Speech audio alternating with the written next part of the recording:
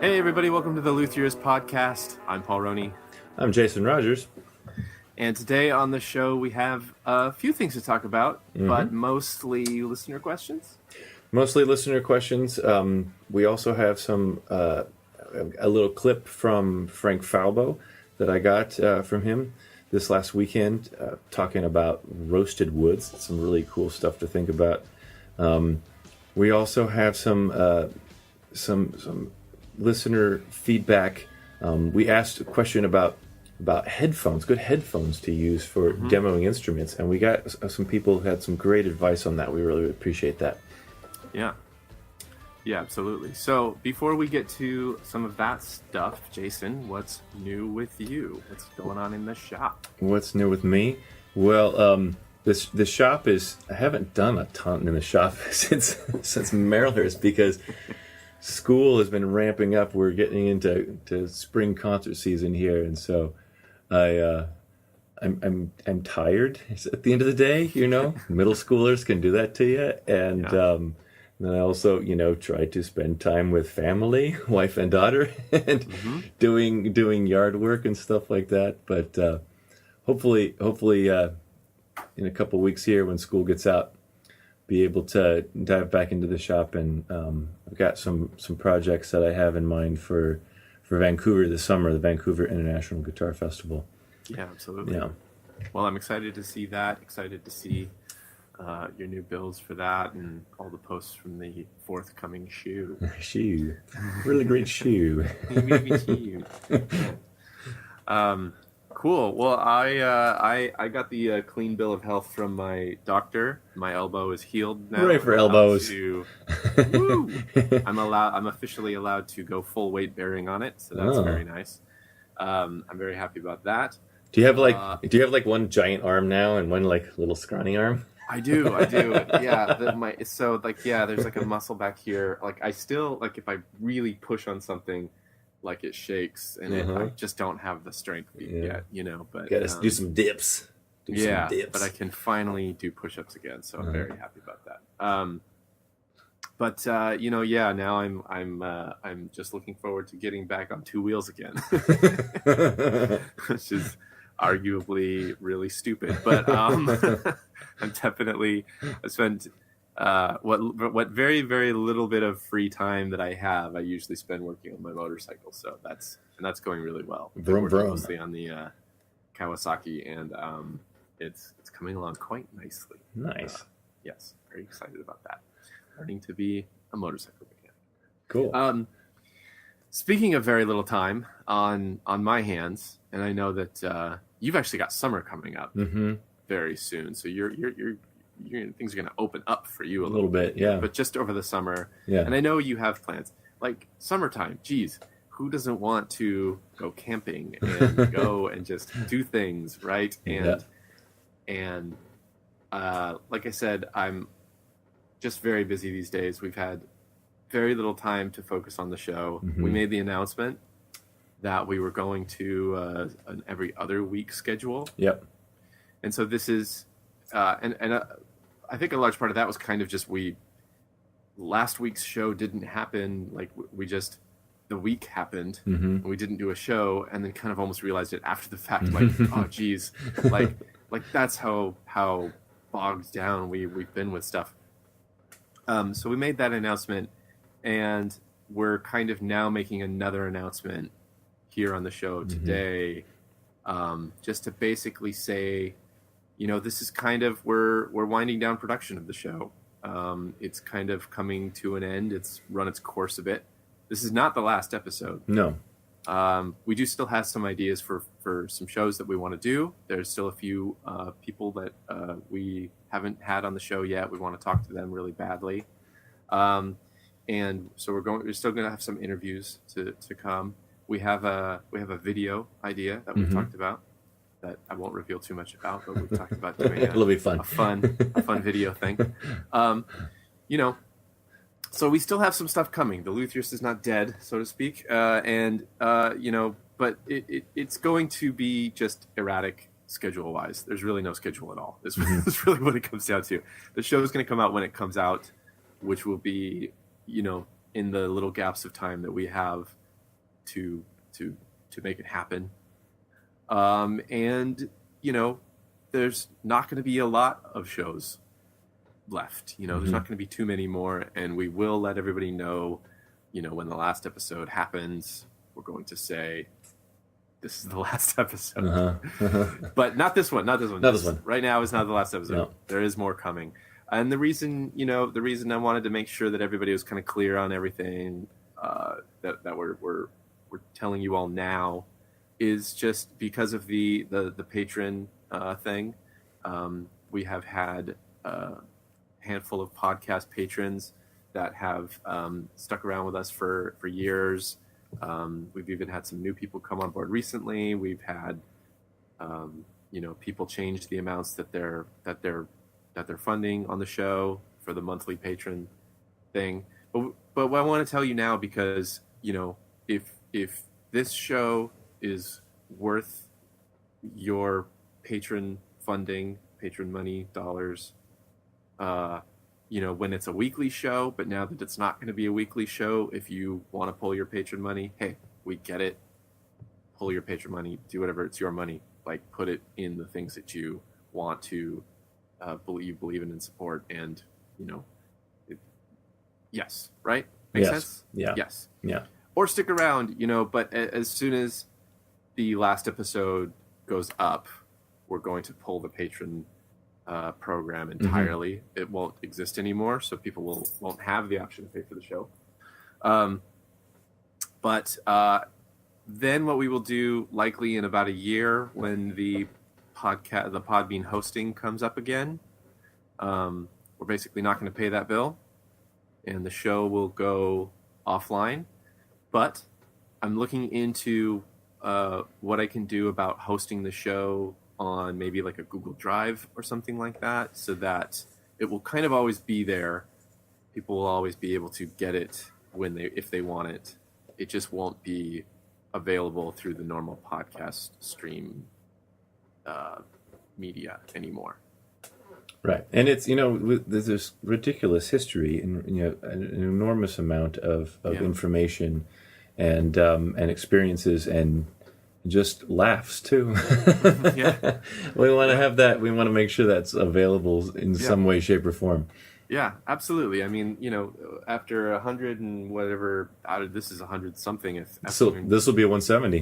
170, yeah. So after 170, and this isn't even the end. So 170 plus episodes, plus all of the podcast patron exclusive stuff. There's like 14 some odd episodes or something of that. It's a lot of stuff, and there's older episodes now that you can't even get unless you are a patron right now already, and some of those are classic episodes that are hilarious. There's interviews with guys that just their knowledge is insane, and we've had a lot of cool stuff on the show over the years for sure. And so it's never going to go away and just be unavailable. It'll just change the way that people get it. Yeah, you'll have to find a different way to get your fix. Newer episodes won't be produced, right? Unless I get a wild hair up my nose, which could happen. We'll see. But yeah, so we just wanted to make that announcement. First thing here at the top of the show. So this is kind of the last regularly scheduled episode, albeit it's not even on schedule. I think it was supposed to come out yesterday, so we're recording it right now. But yeah, so I just want to let everybody know and make sure that's that information is out there. I think likely the Facebook page and group will probably go away. That's because I don't like being on Facebook. So just be deleting all of that. But the Instagram and Twitter accounts will probably stick around and, may occasionally, if one of us goes to a guitar show again, we can post photos. For sure. Like that. So that's the status of things. And, I hope that everybody is cool with that. And by all means, if you have any questions or comments, just want to share your opinion on it, or, wish us farewell, in advance, you're certainly welcome to do that.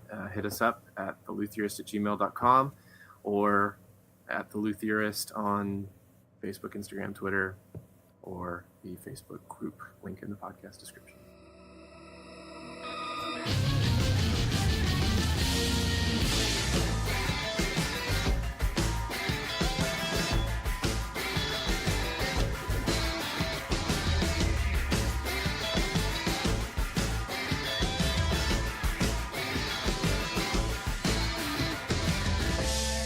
So you remember back when we were finishing up the Maryland show and we had Joe Parker on, we got into a conversation about how to better listen to our guitars at a show without plugging an amp and cranking it and adding to the din and maybe even in Mr. Parker's case drawing the ire of his fellow table mates.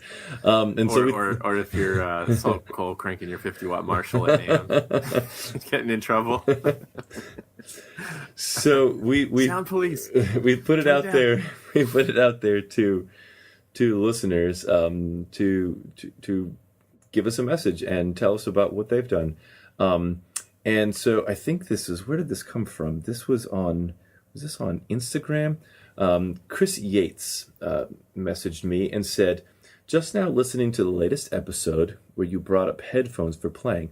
I've tried tons, caps, all caps. I've tried tons of different models and sources and can say without hesitation, get a Kemper and a set of blue Lola headphones. I recently sold my Kemper for an Axe Effects, and the headphone sound doesn't even come close. The Kemper has dedicated headphone space controls, quote-unquote space controls, to help with the overly direct sound. So, Kemper, blue Lola. There you go. Seems like something to check out. I wonder if the Kemper comes in, is it just the one size, like the head version? Or... I don't know. A rack mount preamp version, maybe. I don't know. I don't know if it's one of those little what are those things? Those kidney shaped things? Is that what those are? No, that's you're thinking like the Line 6 pod. Oh, pod. Yeah, that's the little kidney shaped thing. The Kempers that I've seen it looks like an amp head. It's a very unique looking amp head, no less. But it's about the size of like an old Sovtek Meg 50 or something like that. It's like that, like a smaller amp head, but it's an amp head still, and with like that green control panel and a ton of knobs. But I think that it has its own power section to power, a 412 cap. So I'm just wondering if they have a version of it that's just like maybe a rack mount preamp version, that then if you wanted to send that direct to PA, or if you wanted to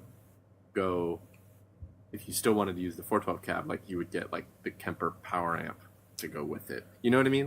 Because just for headphone use, all you would need is that little preamp. You wouldn't need to lug around the big head. You could just bring the small preamp. I think that warrants some investigation. Yeah, I should have looked that up, I guess, ahead of time before asking the question, but I just now thought of it. I literally just had that thought. I was like, oh crap! Now I want to know.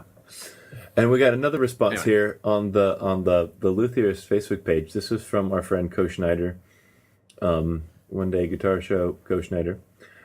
He says, at my shows, I've made sure to offer at least one headphone station. The solution I've been using is the Rock Bug from Carl Martin. It does a fairly good job of doing some cab sim at a reasonable price and gives enough options for messing with knobs to where a user can feel like they're dialing in something close to their normal sound. I pair that with whatever pedals the person wants to try and a decent set of Sennheiser headphones. You're a fan of Sennheiser, yeah? Absolutely. Now what's on your head right now? Yep. Co goes on to say, I've also used the EHX headphone amp, which is a bargain, I believe around $40 to $50 new. It's a usual. It's a sound. Has a usual sound with simple volume knob, but does tend to get a little grating on the high end. Will tire your ears after a while. Paired with an amp-in-the-box style pedal, it can yield some very positive results. Amp-in-a-box? What the hell's that? I am pedal illiterate. Oh, yeah. I think that's like... Is that like, was that Cab Modeler? Yeah, well, I think it's usually more like a preamp only. It's kind of, yeah, it's almost like one of those Line 6 pots, but it's just like in the size of like a pedal. Oh, okay. And it maybe doesn't have all the sounds, you know what I mean? It might be just the sound of, say, Milkman makes their, I think like Benson just came out with one, so there's like the Milkman. Yes. Milkman makes one, Benson makes one. But it's like, it's basically just the front end of an amp, right? That you just send straight out to PA. Okay. Yeah. A lot of guys are doing that these apparently days. it seems like this is maybe something that is coming up. And all the boutique places are responding. Co goes on to say, he's talking about the Milkman here. I'm excited to try the amp. This is capital T, capital A, the amp from Milkman that is forthcoming. It's an actual amp head and a headphone amp and DI and fits on a pedal board. He says, I'm also still looking to try the Quilter Microblock and Old Blood Noise headphone amp. And Matoverse has a headphone amp coming out soon as well. And yes, I just saw some people on Instagrams posting about the new Benson one. Those are all really cool. It seems to be, a response to people being like, well, I can't crank this this I think people just 212 cab in my apartment. I need something that sounds good enough without trying to turn it down to 1 so I don't get evicted. So that's cool. This is and it looks like there are some options here that are even very, very affordable. Yeah, it's very cool. And for the record, I just looked it up. The Kemper Profiler does have a rack mount version without the power section. Mm-hmm. So, and it's actually it's much smaller. It looks like actually some kind of like People can't see your hands, Paul. Tell them, give them measurements. Yes. I'm trying to describe here. It's like two rack units high. Right, but it doesn't have the ears on the side. Oh, okay. So I guess it's optional if you want to actually rack mount it or not. I think is what I'm trying to describe with my hands. Yes. On the audio podcast. Also, I'm scrolling through here. Aren't we so very, very prepared?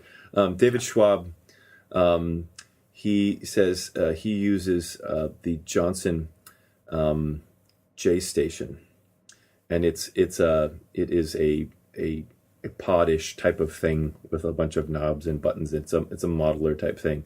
He says he uses that a lot. Yeah.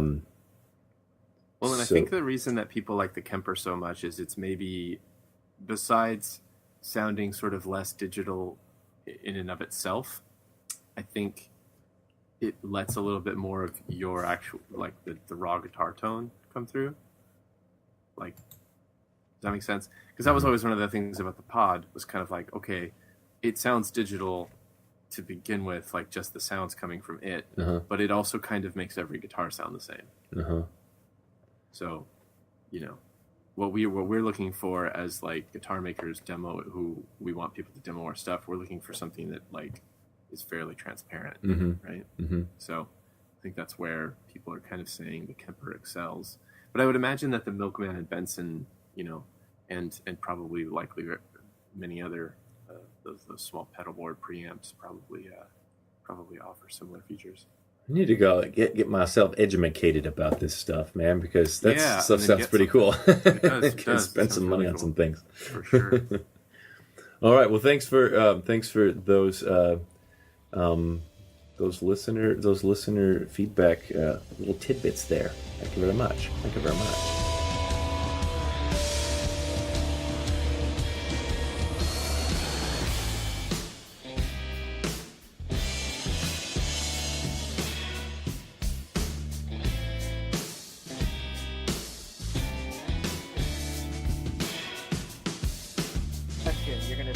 this the is question about... This is the Q&A show, and this was my question about roasted woods. And nice. And you so graciously agreed to answer it. I like it. Yeah. All right. So we were messaging about roasted maple, and you were talking about the qualities, the properties about, specifically with stability in relation to relative humidity and all that kind of stuff, climate, but also there are also some maybe misconceptions about strength properties. Yeah. Yeah, I mean, first of all, I'll say, I always repeat, I'm standing on the shoulders of giants. I got a crash course in this, so I don't want anybody to think that, I've spent the last 5 years with a white lab coat on, working on, just coming up with all these experiments and things like that. But I did get a crash course from very, very, very smart people over the last several years. And I think we're in such an infancy stage of this that it's become popular to use roasted woods or to request roasted woods. Mm-hmm. And then you have builders who have a love-hate relationship with it. Mm-hmm. Some say, don't use it, it's damaged goods. It's basically wood that's been, burnt, and so therefore it's weaker and it's not as good, And on the other the other side of the argument, you have people saying it's the greatest thing ever in the whole world. It's as though I went back, and I got a piece of, an old piece of wood from a church pew that's been, that was cut down, 200 years ago and has been aging and drying ever since. And the truth is obviously somewhere in the middle. But there's a lot of other details to this that I think once Luthierist start working with roasted woods, that they have to internalize and sort of understand in order to get the best out of it, the best experience out of using roasted wood. So I'm sure most of our listeners understand what this is, that it's a cooking process. Mm-hmm. A kiln dry process takes the water out of the wood. But to take it further, to do the things that 100 plus years of aging would do, they put it in a vacuum, they starve it of oxygen so that it can't actually burn, mm-hmm. but then they take it up to temperatures that would have combusted the wood. Mm-hmm. So the wood, it would have caught fire, but it can't because it doesn't have any oxygen to burn. So what's left to burn? It's funny, it's kind of like you starve your body of carbohydrates so that it can only burn the fats or the protein, you know what I mean? Or you starve your body of protein and then you're going to burn carbohydrates when you run a marathon or something, right? So in this case, they're starving the wood of the oxygen so it can't catch fire. So the only thing left to burn is the volatile organics. Yes, the resins, the cellulose, and the hemicellulose, all the things that would have sort of naturally dried out and aged out of a piece of wood over a long period of time. And so what I like to say to luthiers is, if you are using roasted woods, but I would say to be sure that you're dealing with somebody who is making these roasted woods for the musical instrument industry. Mm-hmm. Because what's happened is it's also become popular in woodworking, in general woodworking. And by doing so, they're interested in the coloration, right. The fact that some piece of wood looks old now, or they have a piece of flamed maple that's really dark brown, and that looks cool, But it got it to be really dark brown by leaving in some of the oxygen and letting it actually char, and burn. So sometimes, and I only say this sometimes, what changes the color of a piece of wood when it's been roasted is not only the amount of oxygen, but everything else, like heat, the amount of time it spends in there, So you can't really use color as a guide, but in a small way you can, insofar as I would say, if something is very darkly roasted, chances are it's maybe not as suitable for a neck, for example. Mm-hmm. You might use it on a fingerboard, which I just recently did, as a matter of fact.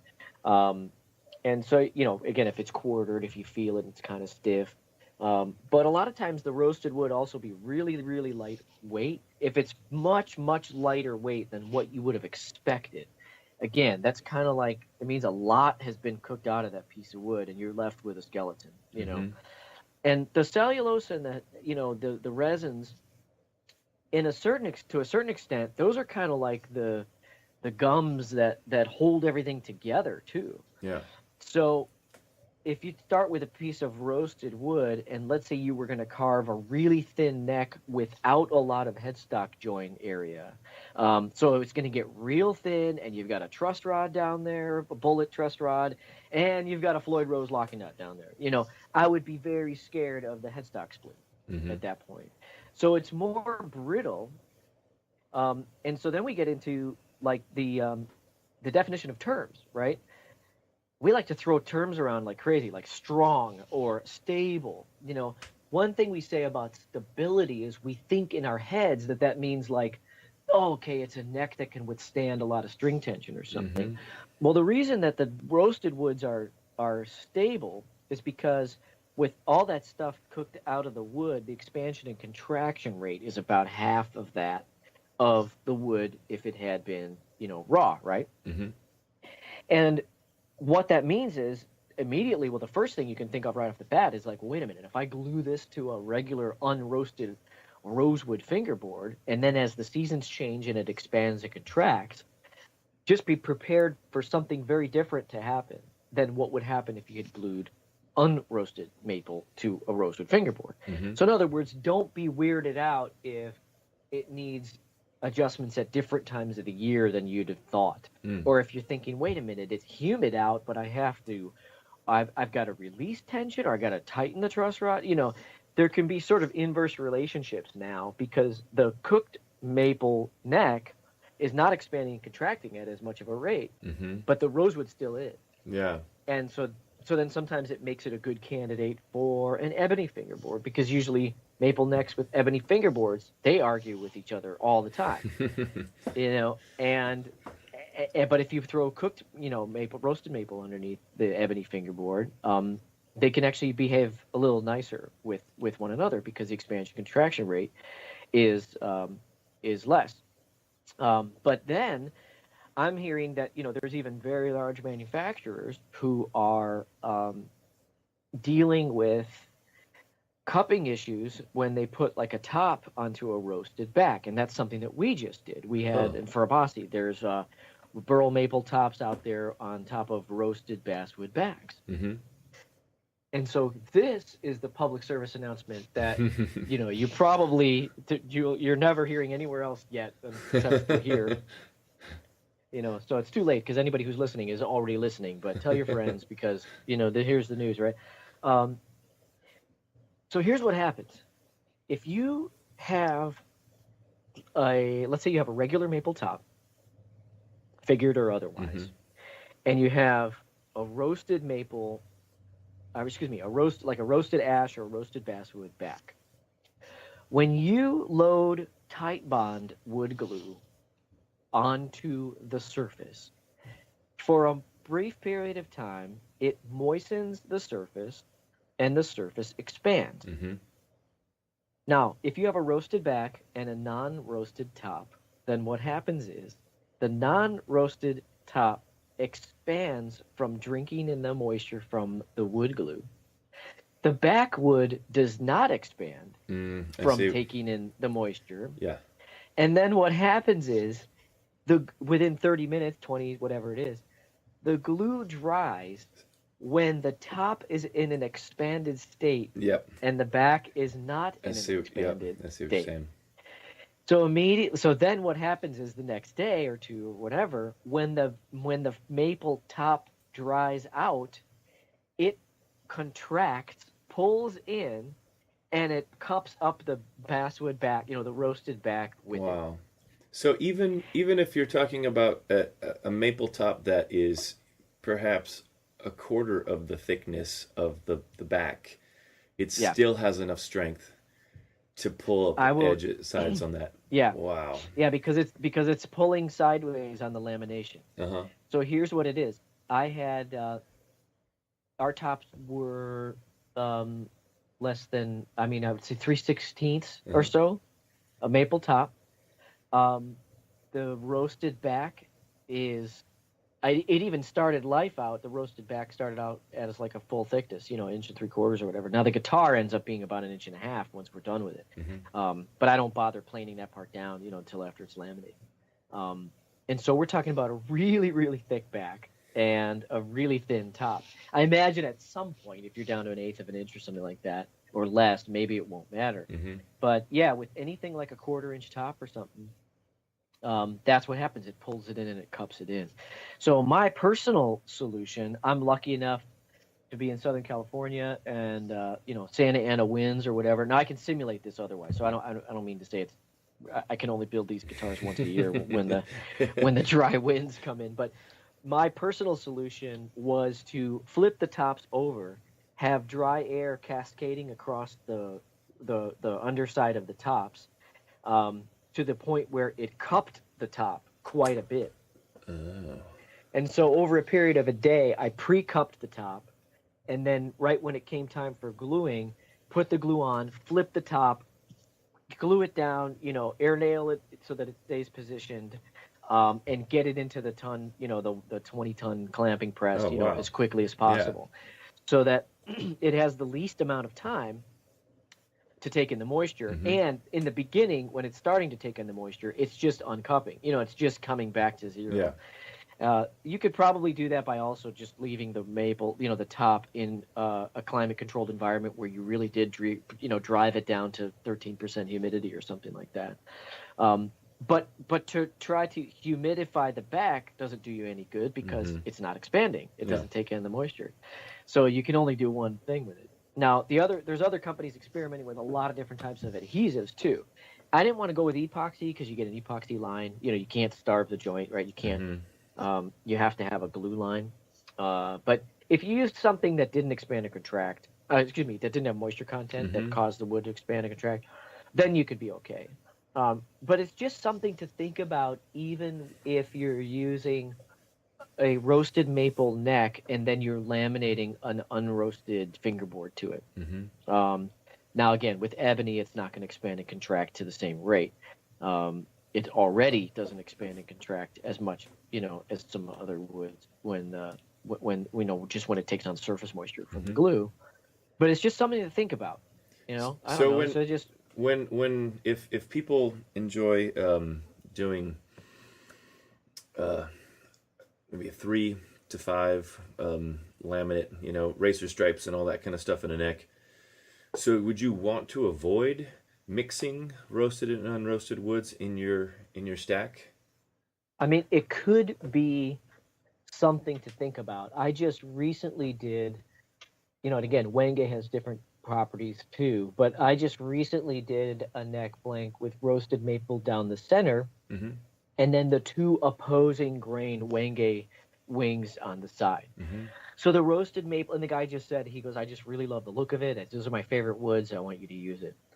So I'm doing that in sort of a controlled way, in that I still have the treble and the bass side working in a mirror image, against one another, and I'm sandwiching that maple right down the center. I think it's possible that if you had, like a 5-piece neck and you had unroasted stringers and you had 3 pieces of roasted maple, but let's say you had like Purple Heart, stringers in that. Yes, I think it's totally possible that you could be creating a recipe that, maybe doesn't implode on you, but requires more adjustment, or that it warps in a sort of a stranger way that doesn't necessarily coincide with the adjustment of your truss rod. So you're like, well, dang, I gotta, I'm trying to get this out of the neck, but it either goes, I either get a hump over here or I get a dip over there. And so that's plausible. But yeah, if you severely dry the stringer wood and you try to glue it and clamp it, pretty quickly, you might be in good shape. But otherwise, yeah, you'd have it. It would expand for a while, and then it's going to contract after the glue joint's been made. Those are everything you're saying about the relationship of the neck shaft versus the fingerboard with various expansion rates, roasted versus unroasted. That's really stuff that you need to think about and sit and because I mean you're talking about with the body, all that cupping and stuff like that, that could be kind of annoying. But ultimately, you could plane it out of there if you know. Totally. Yeah. But you can sand it out. You know, it wreaks havoc with vacuum fixtures. Yeah. Because you need a flat surface to suck down to a vacuum fixture. So if you're CNCing the stuff, then that's also something to think about. You could have your machine throw the piece while it's trying to be CNC'd because it's not staying down. Yeah. But when you're talking about your main string tension yes structure, that's something you want to be careful with, especially if you're talking about if you weren't using a fingerboard that was dead on quarter, or whatever. You can throw some really funky shapes in there without really understanding. I think so. Yeah, I think so. You could put some corkscrews, into it here and there, and so since this, podcast is about exactly this, it seems pretty suitable to spread this kind of, this kind of cautionary, information, right? Right. Yeah. Cool. And so one of the places, if anybody's looking for stuff, there is a musical instrument centered place, Tempered Tone Woods. You can always get musical instrument grade stuff from there. Mm-hmm. And like if you walked into a woodcraft store, some kind of lumber house that happened to have a stack of roasted wood, that's where I would start to get suspect, or just ask them, or feel the wood, flex it in your hand. There's ways to, if you're experienced at this stuff, you can figure it out. But these, like I said, these are my cautions: is to not, definitely don't go online and find somebody on eBay selling like roasted maple, and just buy it because everybody's using roasted maple right now. Yeah. To definitely use somebody who at least has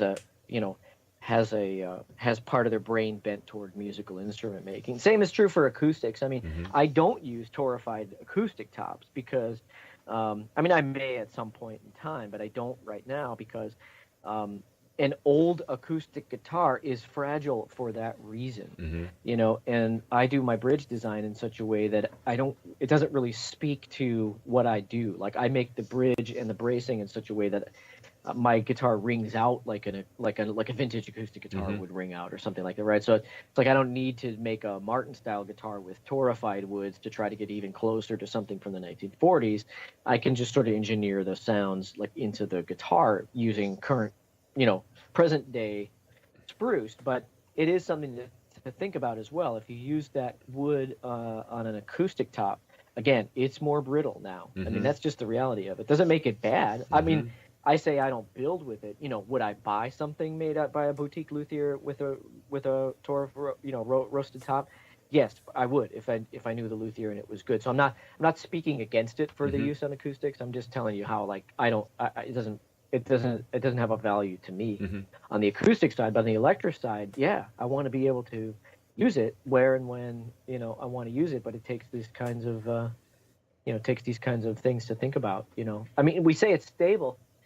The other thing is, like a thin roasted maple neck, stable and rubbery are two terms that really you wouldn't think that they go together. Yeah.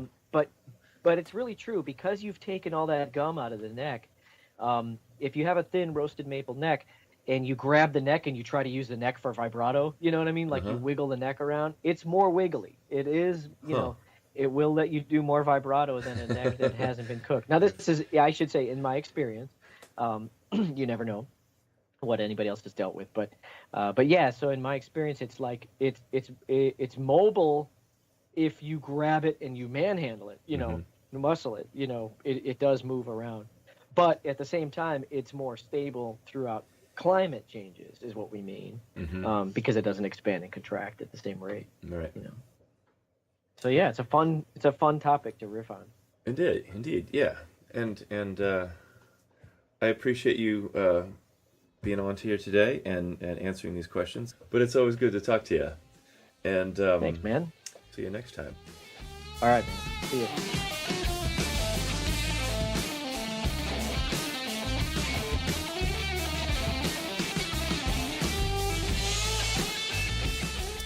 All right, everybody. So we've got a bunch of stuff here to try to get through. We're going to try to keep our answers fairly succinct, I think. Mm-hmm. Sort of make that the goal here.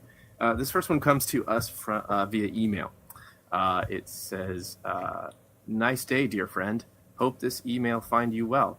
This is Ginza Guitars Co. Limited from China. Our company specialized in electric guitars, electric basses, and acoustic guitars field for many years, and our product are exported to many countries. We can customize your own brand guitars and basses as per your specifications, including," this is a really long sentence, "headless style, multi-scale style, and any other style guitars and basses that you want to customize. High quality and the low cost are most important for our customers, so our exquisite craftsmanship can satisfy your stricter demand with quality. Also, as a manufacturer, we can cut many middle costs for you. Please feel free to contact with us if you have any demand or question, wish to be good business cooperators with your company, and look forward to hearing from you soon. Best regards, Ginza Guitars Company Limited, Changel Branch, Shandong, China." Changel County, Weifang. Yeah, so this is fun. So I don't know if you've had any of these yet, Jason. I've not seen anything yet. Or how many listeners may have had these before, but I have definitely got these emails before. It's funny that it came to the Luthierist inbox because we're a podcast and not a guitar company. But we Lutherize, don't we? Yeah, we Lutherize. And this is legit, and they have a website and they have phone numbers and everything on here. It's legit. Like, this is a real guitar factory in China, and it's like, it's almost, in a way, it's almost a phishing scam, right? They're just trying to sell you something or whatever. But it's also real. Like, you know, if I was interested in producing some guitars in China, like for cheap, this would be one way to do it, right? Mm-hmm. And these companies obviously exist, and they're looking for clients, and so occasionally you get these emails. Yeah, they're looking for fresh designs.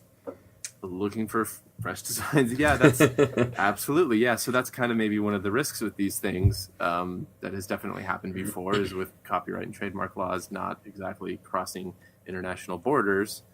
You know, you can send them your designs for them to make, and then they just pretty much own their own brand on it, and you know, they get to sell it wherever they want. They don't even have to tell you. So it's one of the risks you take. But yeah, it's an interesting thing, and obviously, you know, lots of American companies are having guitars made overseas. I had never actually heard of this factory in particular, and their website looks to be pretty typical of what you see with you know, Chinese made instruments. I'm not seeing anything, you know, glaringly terrible here. Mm-hmm. Nor am I seeing anything that looks, you know, amazing like what we've seen from certain, you know, other places, right? So yeah, I just thought that this was kind of a funny thing that it came into the inbox. Mm-hmm. And I wanted to talk a little bit about that. You know, what it's, you know, I wonder if anybody has any experience with this company firsthand. You know, I'd be really curious. But yeah, these things definitely do come your way. So this is an example. Business established. Yeah. So this is an example of an Asian company trying to probe around and find customers.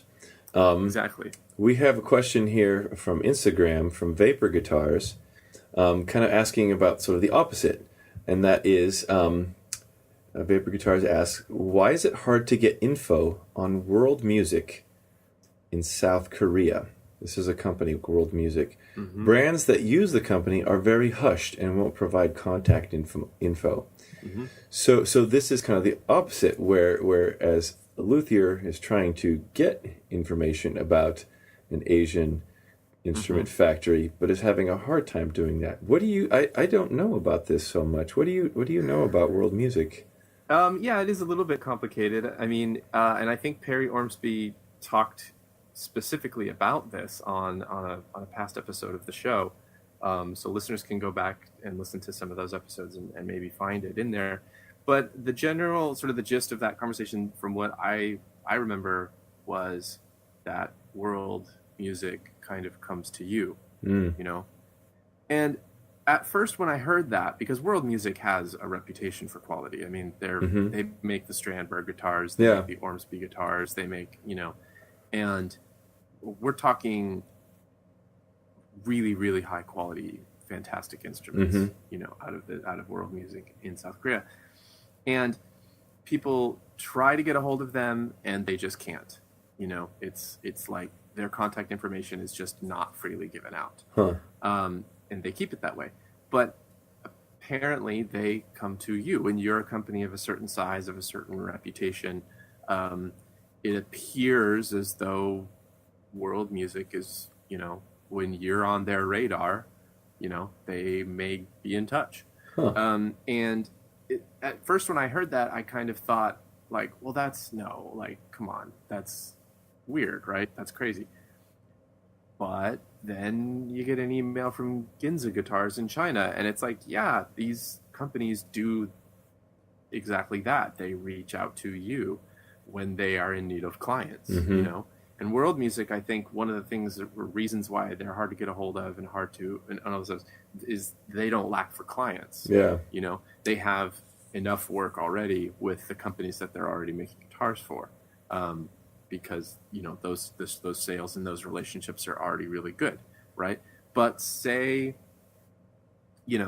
Ormsby decided they didn't want to make guitars in Korea anymore, or Strandberg didn't want to make guitars in Korea anymore, or whatever. Probably not going to happen. But let's just say that did happen. World Music would have like a gap in their production, right? And they might be looking to fill it, so they might reach out to, company X. So in other words, your understanding is they have their business model has a size, and it has a quality, and it has a limit to their production that they do not want to exceed. Otherwise, they would just sort of end up being any one of these other sort of random Southeast Asian factories that can't differentiate themselves from. Okay, that's interesting. Yeah, that's about how I figure it works. Okay. And why it's so difficult to get a hold of them. Let's go on to the next question. From Facebook, Ian Worse asks, 2-part urethane finishes. What's up with that? And I'm going to let you field this one because I don't know nothing about it. Yeah, well, I think, honestly, most urethane finishes are 2-part finishes. I mean, we know that, like, we've talked a lot lately about the General Finishes water-based urethane, which is not a 2-part finish. But most traditional urethane finishes are a 2-part finish. You have, the main body of the finish, and then you have a catalyst. And you mix it in either a 4-to-1 or a 2-to-1 ratio. They tend to be fairly forgiving as far as, if you get a little more or less of the hardener in there, the catalyst. And, they're chemically cured as soon as you mix those two chemicals. You have a limited window to spray it and to get it on there and to clean your gun. And, if you don't, if you just mix the stuff and leave it in a cup, you create a hockey puck. There's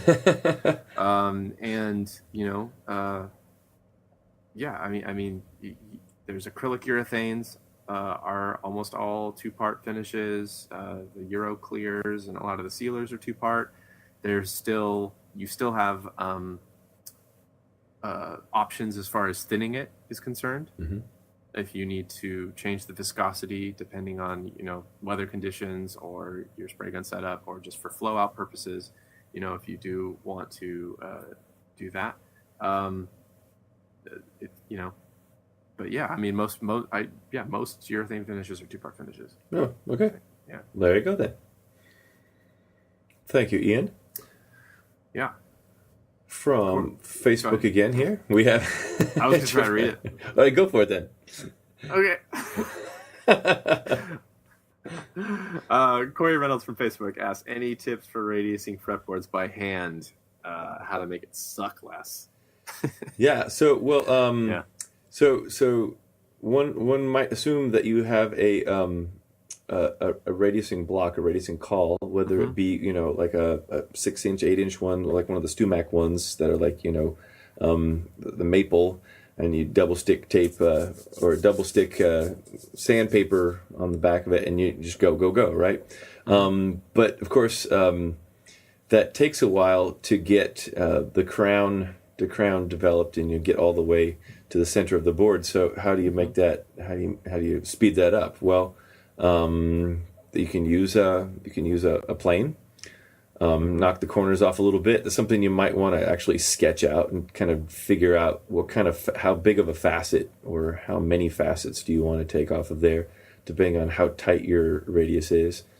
If you've got a big, a long belt sander, you can just kind of put it down there face first and just kind of rock it back and forth. Again, you might want to practice on scrap to find out like how far you tipping it one way or the other.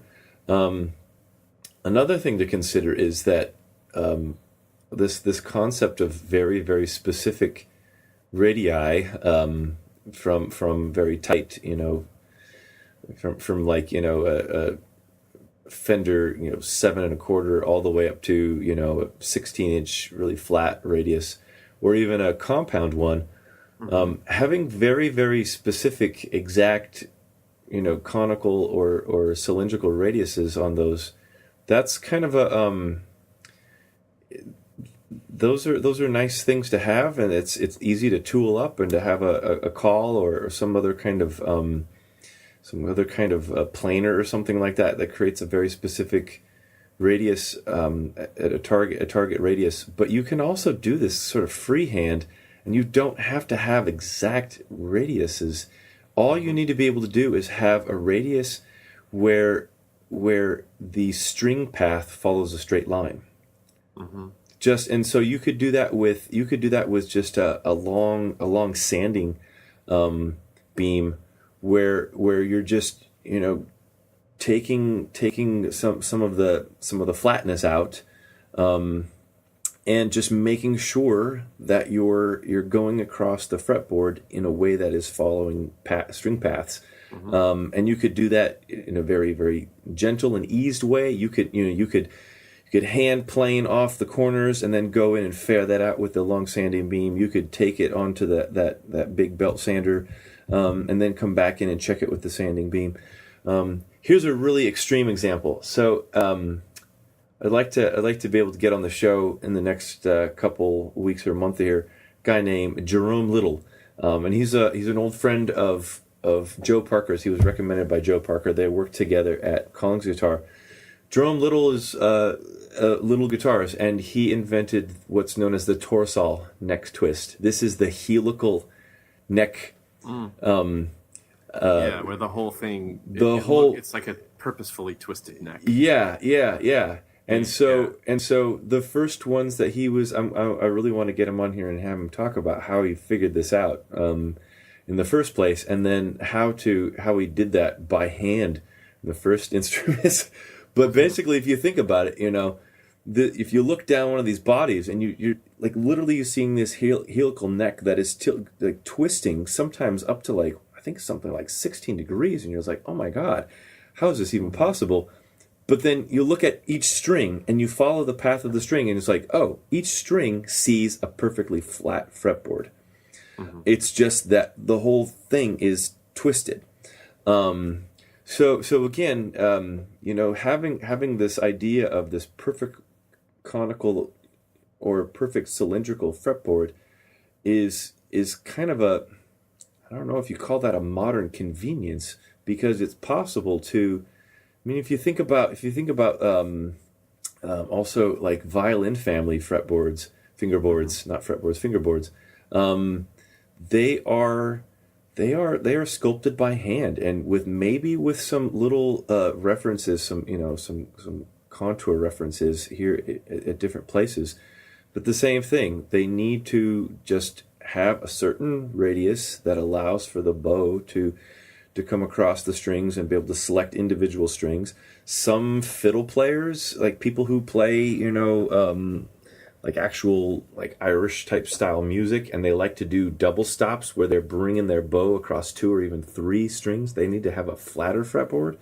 So all of this stuff is done by the string path, and as long as the string path from your nut to your bridge is straight underneath that, you can have any sort of contour, any sort of shape underneath there that you want.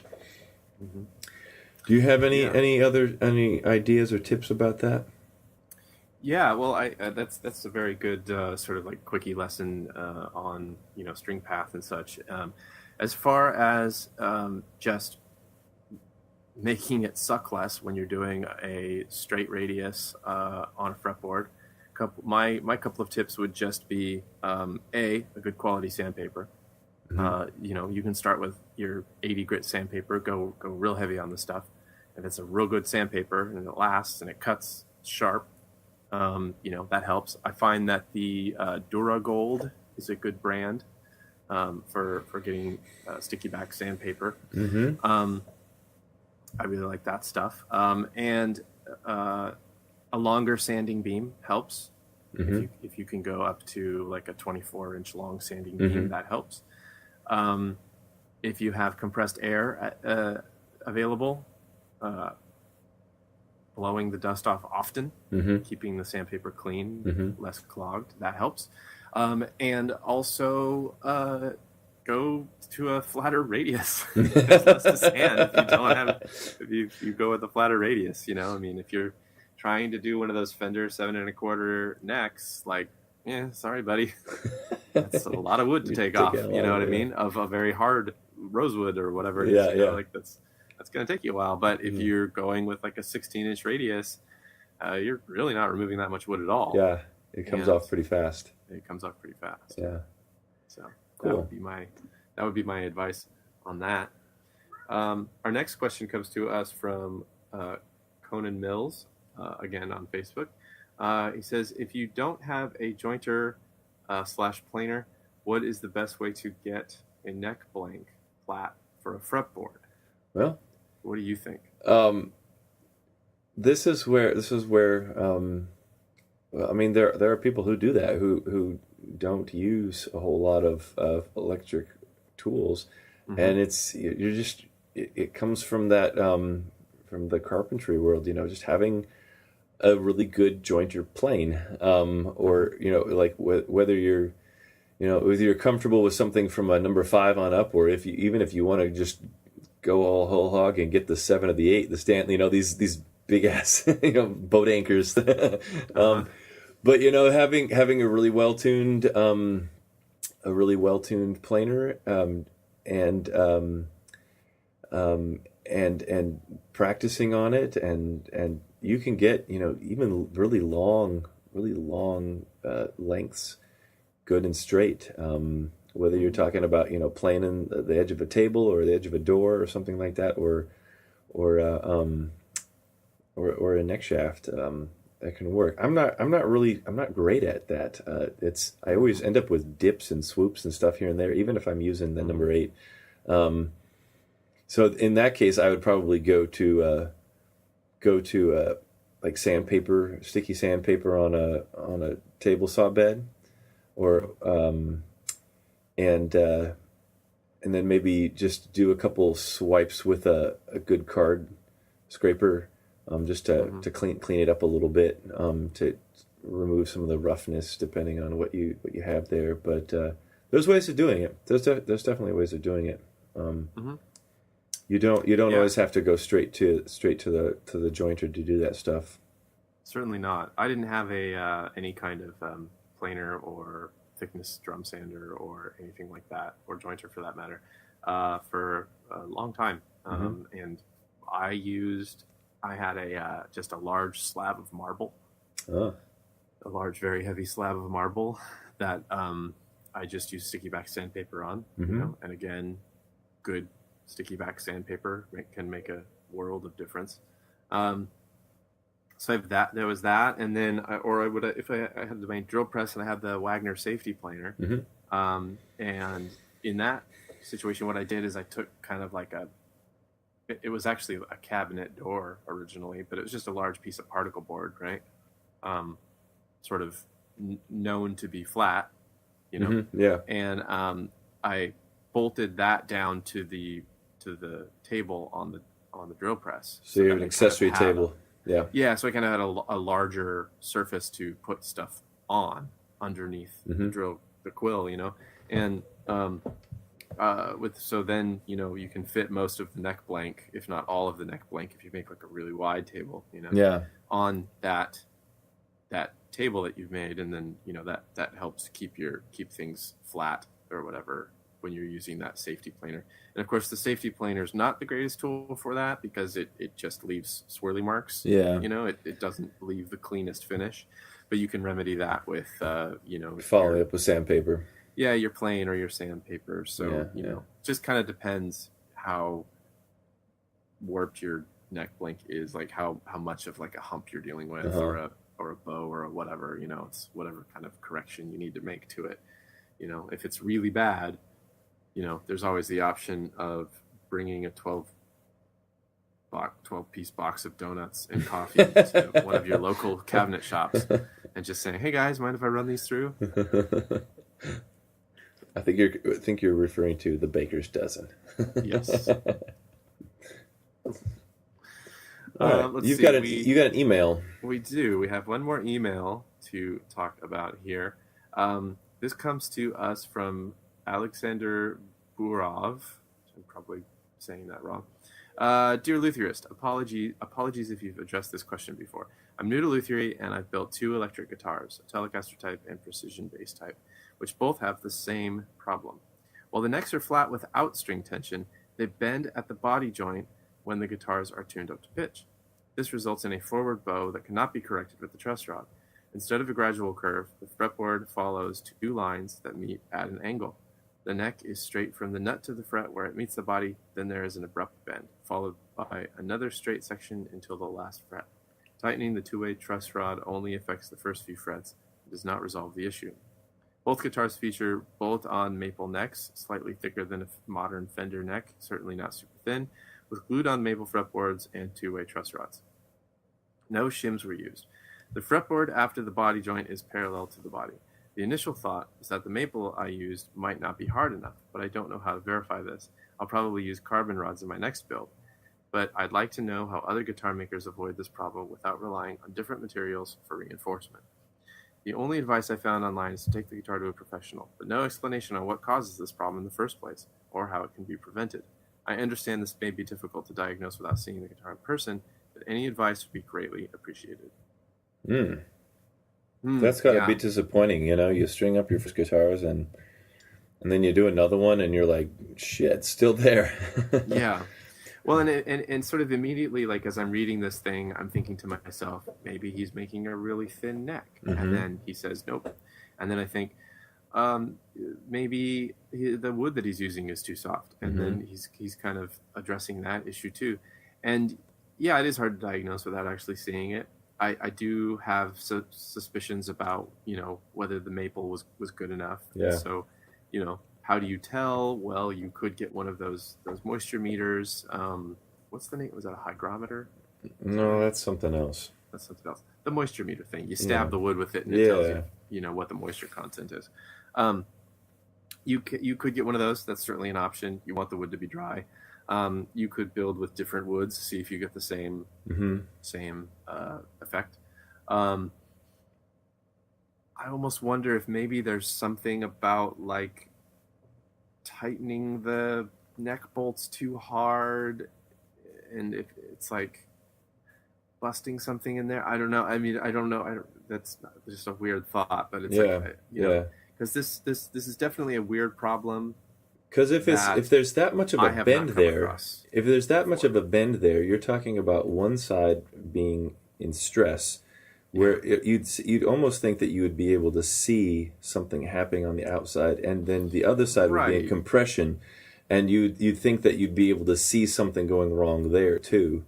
Like I almost wonder, maybe like, is it like a bad glue joint? Like it's not lifting enough that you can actually see it, but like if the fretboard is slipping from the maple, Yeah. then you know what I mean. You would definitely have problems, and could be like glue creep even. Yeah. Like, is it sliding in Yeah, there? something You know what I mean? So something happened what in the glue would you time. use? Yeah, something happened in the time that it was drying, that one side swole up and the other side didn't, or something, and so Something the like that could certainly be a problem. I was gonna say, check the.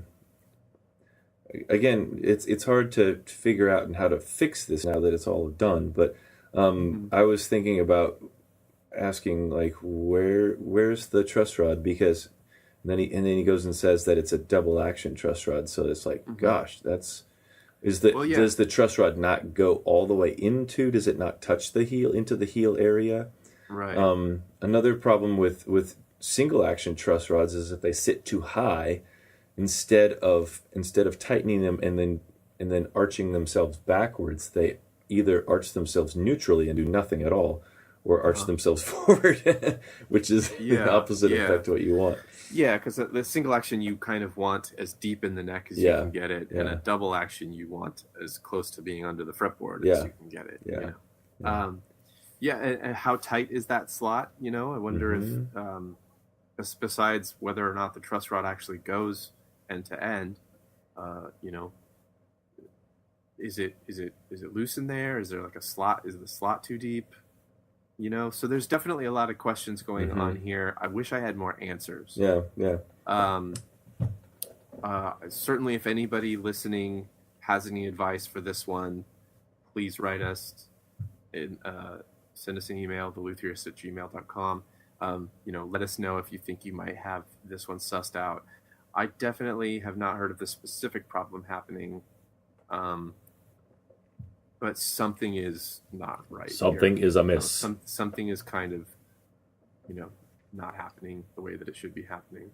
I have seen, there's a thing, this is kind of why my mind sort of went to, like, does it have something to do with the neck bolts or something like that? You know what I mean? It's kind of why my mind went there, is because there's this thing that sometimes happens on old Supro guitars where people don't realize that the 3 bolts that are in the neck joint are 2 bolts to mount it and 1 bolt to adjust the angle.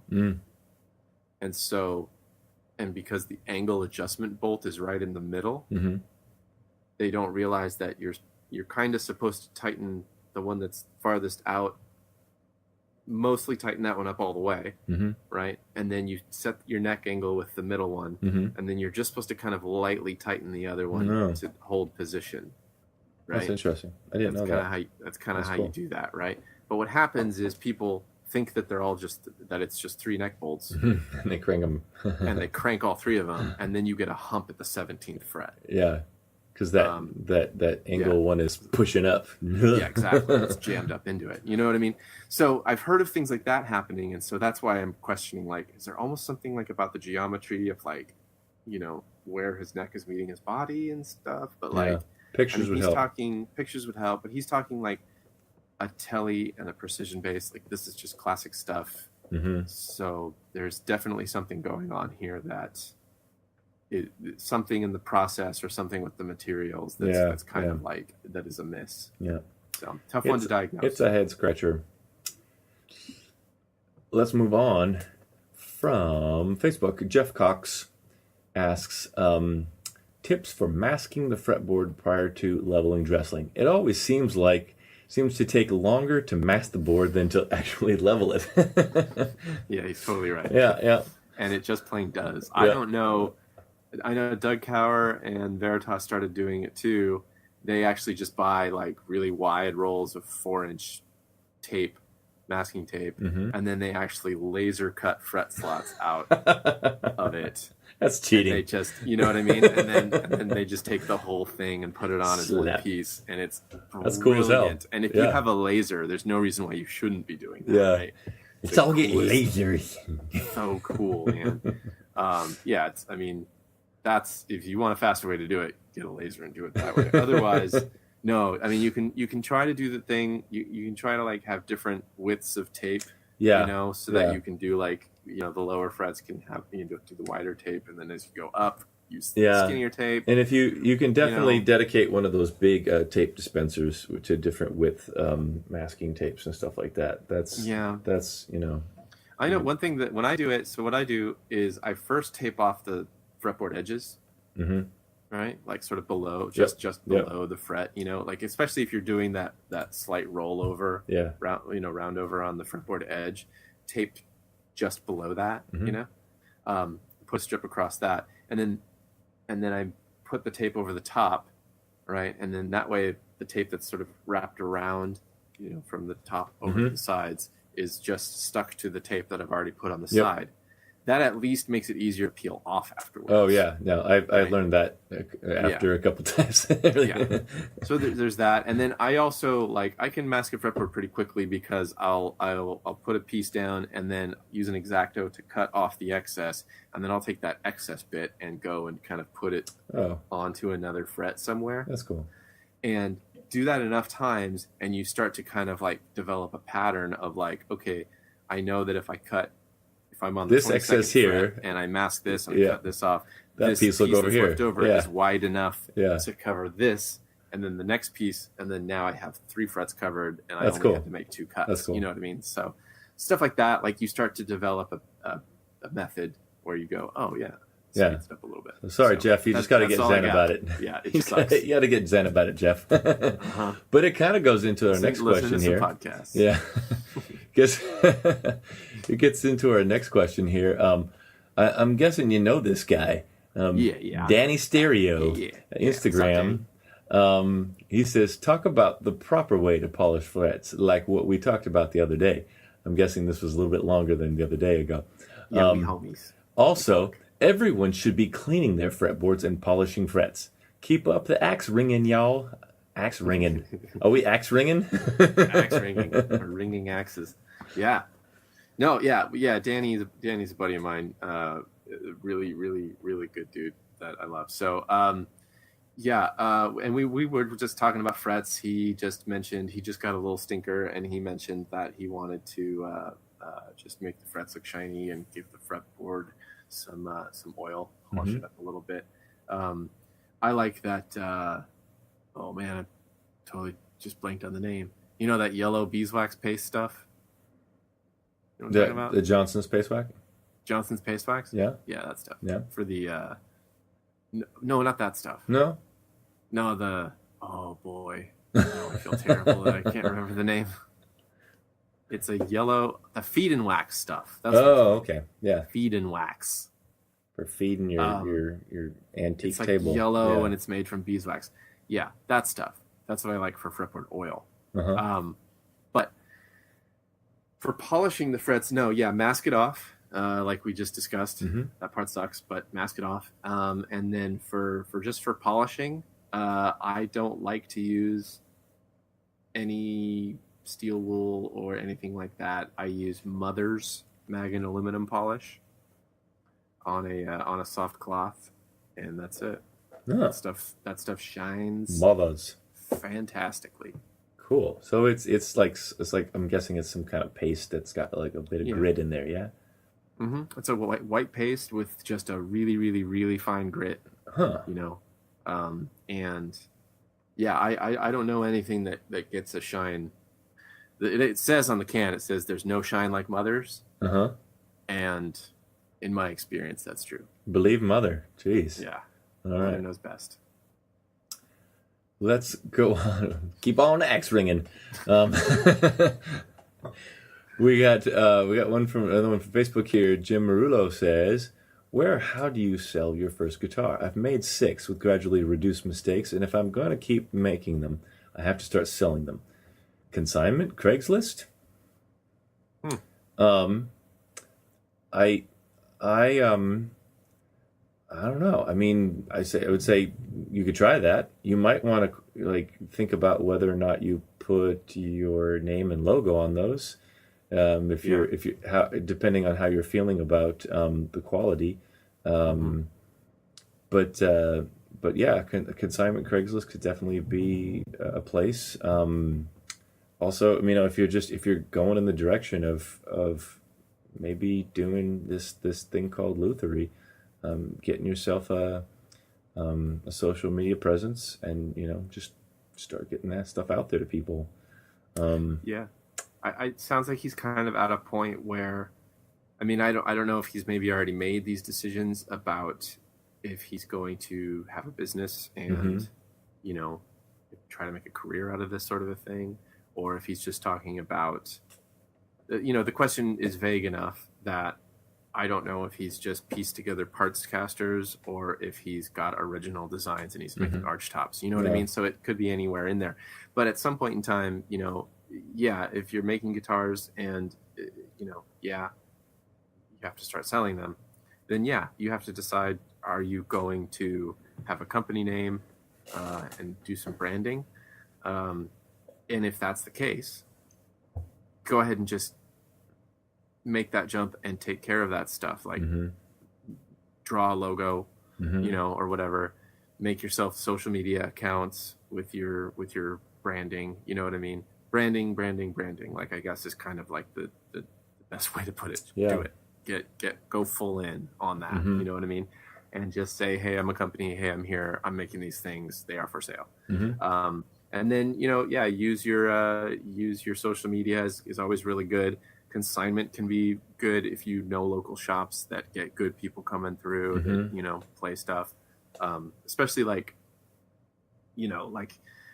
I'm in Portland, Oregon, so it's like if I was going to do consignment, I know exactly which shop I would do consignment at, because I know which shop the musicians who come through town touring actually want to stop at. They don't stop at all the shops. But there's the one that I know that they're posting on their social media accounts, look who came in today. You know what I mean? So you could definitely do that kind of thing, if you're in a city with a shop like that. If you're not in a city with a shop like that, if you're in a small city and you just have a guitar center or something, I'd say don't bother with consignment. There's not much point. Craigslist there's probably not a lot of traction you're going to gain there, other than maybe making a few fans for your social media accounts. You know what I mean? Like, link to your social media accounts from your Craigslist ad. If you're gonna bother with Craigslist, you might make a few local fans, and that's really cool. But sales through Craigslist are few and far between. So I'd say don't rely on that.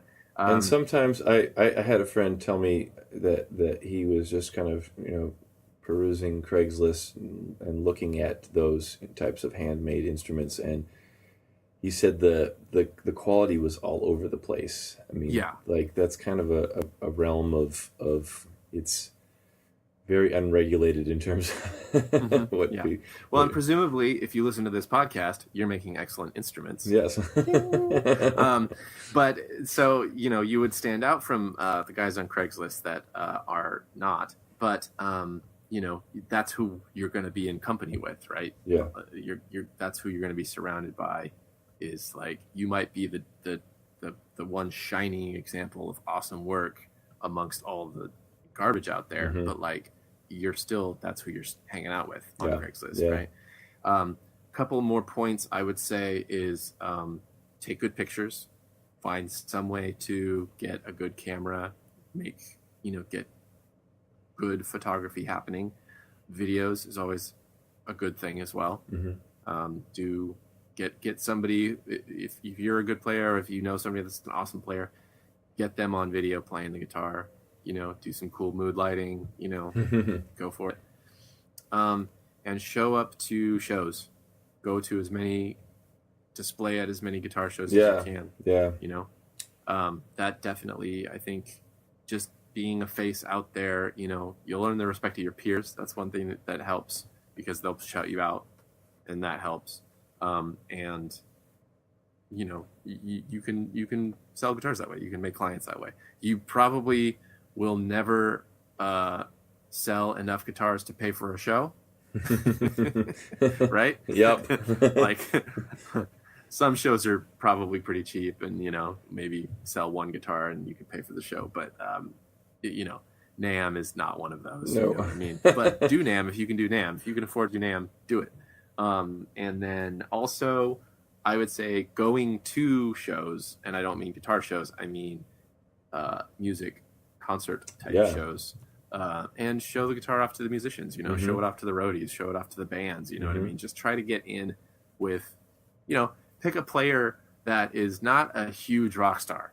Like, don't try to get your guitar in Jack White's hands. I mean, if you're in Nashville and you can go to Third Man Records and you're carrying your guitar one day and Jack White happens to walk up to you and say, "Hey, what's in the case?" Yeah, Then you show do. Jack White your guitar. But don't chase rock stars. Find like up and coming musicians, right? Yeah. And ones that you like, and go and tweet at them or shout them out on Instagram or whatever and say, "Hey Mhm. man, like, I love your band. You're coming through town. I make guitars. Can I come to your show and can Mhm. I show you a guitar?" Mm-hmm. That's those tips just got very big very fast. I like that stuff. It's a little bit go big or go home, I guess. Yeah, yeah, But, totally. yeah, if you've made a handful of guitars and you want to start selling them, man, you gotta Get them into people's hands. get Yeah, a bit of hustle out there, you know. yeah. So we're coming to the end here. Coming up. A couple. Two more questions left. Yeah. From friends.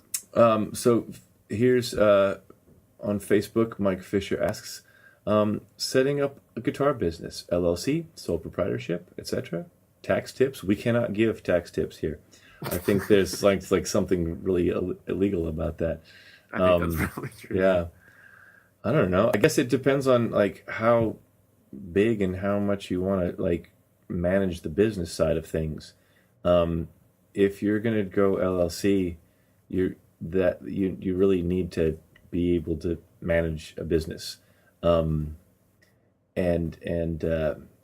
have a good accountant, CPA or something like that. Even though the LLC, you know, it separates you from your household income. It, you know, again, it just depends on how much you know already about that, how much you want to learn, and how much you want to pay other people to help you run that business.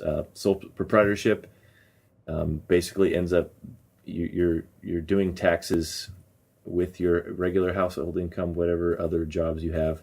And yes, if the shit hits the fan and somebody wants to take you for all you're worth, they literally take you for all you're worth, because your business is wrapped up in your home and your all of your other equity and everything like that. So just kind of understanding for me, when I got a business license, just understanding that division right there. I mean, yeah, I am a sole proprietorship. I know that it could be, you know, if something really bad happened, it would be really bad for my entire family. But I'm not on a scale at all, on a scale where that kind of thing is happening. And like, what's the worst that could happen right now? Somebody's, you know, pissed about guitar and they want their money back. And I say, okay. Yeah. Well, yeah, guitars are kind of like, they're a low risk thing, kind of, right? Because LLCs is a bit designed for this idea that, like, you know, if you make a product that somebody could potentially hurt themselves with, then you're definitely going to want to be an LLC, because as a sole proprietorship, you know, yeah, they can take you for all you're worth if you're, you know, but as an LLC, your business is the only thing that's affected. Yeah. Guitars, generally not dangerous, so not too much of a risk. So sole proprietorship is really easy to get yourself into, and, you know, really easy to manage. You can pretty much you can do all that stuff on your own in terms of quarterly taxes and stuff like that. Or even if you're not, do your taxes quarterly. Don't wait until the end of the year. You will regret that. Well, I'll let you give that piece of advice, but having another job that withholds taxes, and having a withholding set at such that I pretty much always get a refund. Yeah. This last year, I didn't do quarterly taxes. I went right up until you know, we got all the various W-2s and everything like that, and my wife is a little bit crazy in that she enjoys doing the taxes. Mm-hmm. But it was, we had to kind of go to another level of TurboTax, but she was actually able to get it all done pretty easily. But definitely know your state taxes. Definitely, get some advice if you want to. But doing your own taxes isn't terribly challenging. Yeah, no, not so much. But as soon as you get an employee, you're going to be looking at a completely different scenario. LLC is going to be a necessity at that point. Yeah. If you can handle, if you've got a business savvy mind, and taxes aren't too daunting for you and things like that, you might just go that route from the get go. Mm-hmm. It'd be a little easier. Right. So we got one more. Yeah, one more. This comes to us from Kevin Equitz via Instagram. Kevin Equitz, as in Equitz Guitars. Friend of the show. Did you see his new design? It's like kind of a single cutaway, but like, the way that like a Firebird has like the butt is backwards. Mm-hmm. You know what I mean? It's angled that way instead of angled. Oh yes. The opposite. Yes. You know what I mean? Like yeah. But he described it as kind of like it's meant to be comfortable for like male and female body shapes, so it's kind of also like a bit elongated, I think, similar to like the St. Vincent. Anyway, fabulously cool design. I'm very excited about it. I just want to say that. He asks, what is an unconventional tool that you've made, adapted, or repurposed from something that wasn't intended to be a tool? For example, double stick taping sandpaper to old gift cards makes for a very useful, somewhat rigid / flexible sanding tool. Boom, tip right there. That's nice. Yeah. I like that. That is very cool. I want to, before we give our answers, I want to invite listeners to submit theirs. Send them to theluthierist@gmail.com, and we'll read them on the show, because it would be so cool to hear some more tips like this, because, anytime you can find a sort of a quick, easy solution from some household item, man, that'll make your day. And double stick sandpaper can be put on anything. Yeah. So the example that I was going to give was strapping, metal strapping material. Like when they ship a big crate of something. Yeah. You know what I mean? And you have to like use metal shears to actually like cut the strap off. So I took just like a chunk of that stuff, like a little maybe 6, 7, 8 inch long cut of that stuff. And because it's very thin, but it's very rigid or whatever, except it has some flexibility to it in the sort of lateral direction. And with double stick sandpaper, I would use that to sand the inside of F-holes. Oh. And it works really, really well. It's a perfect tool for that. That's cool. Get those tight corners and stuff. I've got all sorts of things that, just like, what can you stick sandpaper to? Popsicle sticks. I have a wine cork, like one of those rubber ones that I stabbed a dowel through, and so now it's like this mini rolling pin, but I wrap sandpaper around it, and I do the inside of inside of cutaways and stuff like that. I use bamboo skewers as glue up locating pins. When you're like putting a drop top on a body, and you just need a couple simple pins. Let's see what else. I've bought some of the. If you go to IKEA in the kitchen area, there's cork discs that are meant to be hot pads under things. Those can be cut up in a lot of different ways and stuck to other things as a cork back sanding block. I even bought a silicone spatula there for spreading glue. Any kind of glue, doesn't matter. I use fish glue a lot, but I use polyurethane too. And so, if you have a big surface and you need to move it around, you just slap it all around. And then you just set it down and let it dry. And because it's silicone, the glue just flakes off. You can even just slap it against the edge of the bench and just like it shatters and flies off and it's clean again. And you put it back on the shelf and ready for the next job. All sorts of things you got a clean silicone. Yeah. Glue spreader all over again. Yeah. So lots of things you can stick sandpaper to. I'm trying to think of other more clever things, though. Just sticking sandpaper on everything. Sandpaper to something. Yeah. I put sandpaper on my toes. I put sandpaper on my bowls. I went to sandpaper on my bicycle. I went on everything. I went to back when I was trying to figure out how I wanted to what I wanted to build. I went through a phase of just thinking that I was going to build flat tops, and so when you get your bracing stock, it's better to hand split that so you know where the grain run out is. And so I instead of just going out and buying a froe, FROE, which is a wedge tool that you use to whack and split something. It looks like a knife, but like a very, very, wide, a more obtuse angle on the Yeah. And so I went to Goodwill and I bought an old meat cleaver, and that ended up actually working out pretty well. The problem was it was a little bit too sharp and too thin.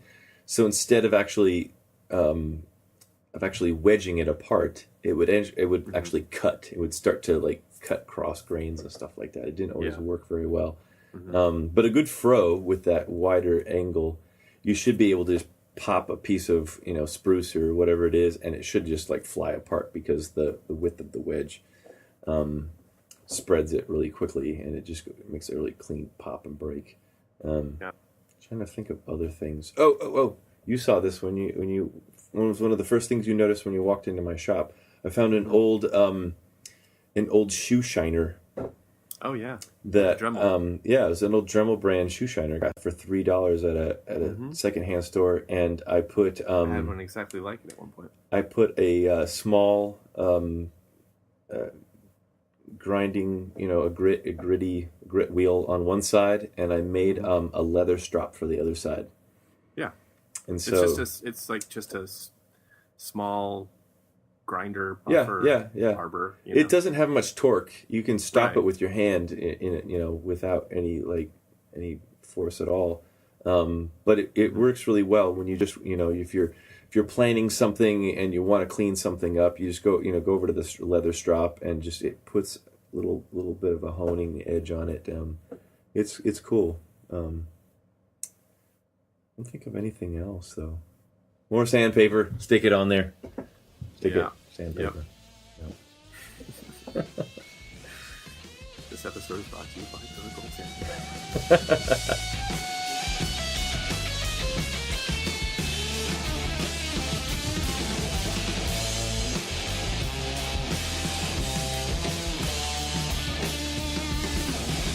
All right, everybody. Thank you so much for listening to the podcast so far. This whole time, I'm kind of speaking like listening to this episode, but also like because we're kind of winding down, and sort of saying farewell a bit. Like, thanks for listening. Like to all the episodes that you've listened to, not just this one, but there is more coming. And we're still excited to bring some new fun stuff for you in the future. When we find the time. Right. So, but for today, that's it. That's everything. Jason, you got anything else to add? Nope, that's it, man. All right. Thanks for listening to the Luthierist Podcast. Bye. Bye.